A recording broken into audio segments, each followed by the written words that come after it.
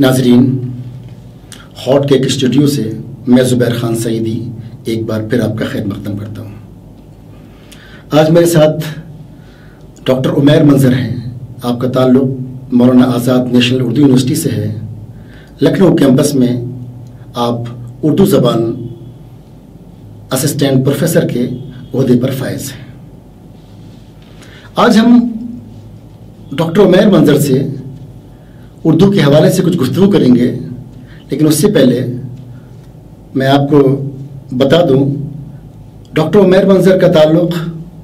خطہ اعظم گڑھ سے ہے۔ بنیادی طور پر آپ ایک شاعر ہیں، مصنف ہیں اور ایک مایہ ناز ادیب ہیں۔ آپ نے جامعہ ملیہ اسلامیہ سے ابتدائی تعلیم حاصل کی اور اس کے بعد BA MA PhD کی تعلیم بھی جامعہ سے آپ نے حاصل کی۔ پچھلے 7 سال سے تقریباً 7 سال سے آپ مولانا آزاد نیشنل اردو یونیورسٹی سے وابستہ ہیں۔ چونکہ ہمارا موضوع آج اردو زبان و ادب کے بارے میں کچھ گفتگو کرنا ہے، اس لیے میں زیادہ تمہید نہ کرتے ہوئے ڈاکٹر عمیر منظر سے مخاطب ہوں اور میں جاننا چاہتا ہوں کہ آج باوجود اس کے کہ زبان اتنی شیریں ہے اور اس کی لطافت کی سب بات کرتے ہیں، لیکن آج اس زبان کو مقبولیت نہیں مل پائی جس کی یہ زبان مستحق ہے۔ آخر اس کی کیا وجوہات ہیں؟ ڈاکٹر عمیر منظر۔ بہت شکریہ زبیر صاحب۔ یہ ایک ایسا موضوع ہے اردو زبان کا جو ایک مدت سے اس پر گفتگو ہوتی آ رہی ہے۔ مسئلہ صرف زبان کا نہیں ہے، بلکہ اردو ایک زبان کے ساتھ ساتھ ایک تہذیب ہے، ایک ثقافت ہے، ایک طرز معاشرت ہے۔ آج کا المیہ جو سب سے بڑا ہے وہ یہ کہ اردو کا جو حلقہ ہے یا وہ لوگ جو اردو سے اپنی وابستگی کا دم بھرتے ہیں یا وہ لوگ جو اردو کے لیے زبانی جمع خرچ کرتے ہیں، بیشتر ایسے لوگ ہیں جو بنیادی ایک سبب ہے کہ زبان سے والہانہ تعلق، والہانہ وابستگی، ان سب کے باوجود زبان کے لیے جو ہمیں قربانی دینی چاہیے، اس کے لیے ہمیں جو کچھ کرنا چاہیے، ایک جمہوری ملک میں رہتے ہوئے اس کے لیے جس طرح سے جدوجہد کرنی چاہیے، کوشش کرنی چاہیے، اردو معاشرہ یا وہ لوگ جو اس زبان کو اپنی زبان سمجھتے ہیں وہ شاید ان جمہوری راستوں سے، ان جمہوری طریقوں سے خاطر خواہ فائدہ نہیں اٹھا رہے ہیں۔ سب سے بڑا مسئلہ یہ ہے کہ ہم اپنے ہی مصنفین کی یا اپنے ہی اسکالرز کی یا اپنے ہی اردو پڑھنے والوں کی اس طرح سے قدر نہیں کرتے۔ ہمارے گھر، ہمارا سماج، ہمارا معاشرہ اردو کی کتابوں سے، اردو کے رسائل سے، اردو کے الفاظ سے خالی ہوتا جا رہا ہے اور اس خالی پن کا ہمیں احساس نہیں ہے۔ شاید ہم یہ سوچ رہے ہوں کہ ہر چیز کا تعلق روزی روٹی سے ہو، پیسے سے ہو، آمدنی سے ہو۔ یہ بہت بڑا مسئلہ ہے معیشت کا، پیسے کا، کمائی کا، لیکن ہر چیز کو روزی روٹی سے یا پیسے سے نہیں جوڑا جا سکتا۔ زبان بھی اسی طریقے سے ایک چیز ہے کہ زبان کو ہم روزی روٹی سے نہیں جوڑ سکتے۔ زبان کے لیے جب تک ہمارے اندر قربانی کا جذبہ نہیں پیدا ہوگا، ہم از خود اس کے لیے کچھ کرنے کو تیار نہیں ہوں گے۔ دیکھیے، کئی محاذ ہیں اردو زبان سے متعلق، لیکن میں یہ سمجھتا ہوں کہ جو سب سے بنیادی محاذ ہے، یہ جو سب سے بنیادی کمی ہے یا جہاں پر ہمیں سب سے زیادہ توجہ دینی چاہیے، وہ یہ کہ جو اردو معاشرہ ہے یا وہ جو لوگ جو اپنی شناخت اردو سے قائم کرنا چاہتے ہیں، وہ اس زبان کے لیے کچھ نہ کچھ پیسے خرچ کریں، وہ اس زبان کے لیے کچھ نہ کچھ تگ و دو کریں۔ ہمارا سب سے بڑا المیہ یہ ہے کہ ہم اخبار تو انگریزی کا منگاتے ہیں مگر کمیاں اردو کی نکالتے ہیں۔ یعنی ہمارے اندر جب قوت خرید نہیں ہوگی بلکہ شوق خرید نہیں ہوگی اردو کی کتابوں کی، اردو کے رسالے کی، اردو کے اخبارات کی، تو ہمارا جو اس کا جو وہ لوگ جو قلمکار ہیں، جو لوگ لکھ رہے ہیں، جو کتابیں تصنیف کر رہے ہیں یا اخبارات میں کام کر رہے ہیں یا کچھ بھی اردو کے لکھنے پڑھنے کا کام کر رہے ہیں، بنیادی طور سے وہ کمزور ہوتے چلے جائیں گے، اس لیے کہ جب ان کی چیزوں کا کوئی خریدار ہی نہیں ہوگا تو وہ جو سرچشمے ہیں، تخلیقی سرچشمے ہیں، وہ جو تخلیقی قوت ہے یا جو قلم کی طاقت ہے، وہ خود بخود ہمارے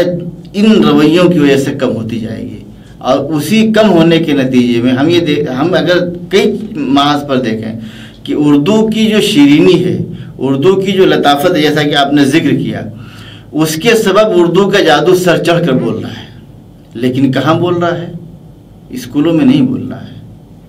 اردو معاشرے میں نہیں بول رہا ہے، بلکہ اردو بستیوں سے دور اردو کی بستیاں بستی جا رہی ہیں۔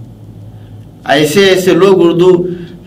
کو سیکھ رہے ہیں یا اردو کو جاننے کی کوشش کر رہے ہیں جن کا شوق اس سے اردو ادب کو فائدہ نہیں پہنچانا ہے، بلکہ اپنے اس شوق کی، چاہے فلموں کا شوق ہو، گانوں کا شوق ہو، قوالیوں کا شوق ہو، اس شوق کی آبیاری کرنا چاہ رہے ہیں۔ تو ایک سب سے بڑا مسئلہ جو ہے وہ یہ کہ اردو کے جتنے بھی پرانے یا قدیم مراکز تھے، وہاں پر دیکھیے تو اردو کا حال اچھا نہیں ہے، لیکن آپ الگ الگ جگہوں پر جائیے، جیسے جہاں اردو خط و کتابت کورس ہو رہا ہو، یا آن لائن جہاں اردو کے پروگرام شروع ہو رہے ہوں، یا بہت سے ایسے ادارے جو براہ راست اردو کے نہیں تھے لیکن انہوں نے اپنی خدمات اور اپنے کاموں کے ذریعے اردو کی ایک شناخت قائم کر رکھی ہے،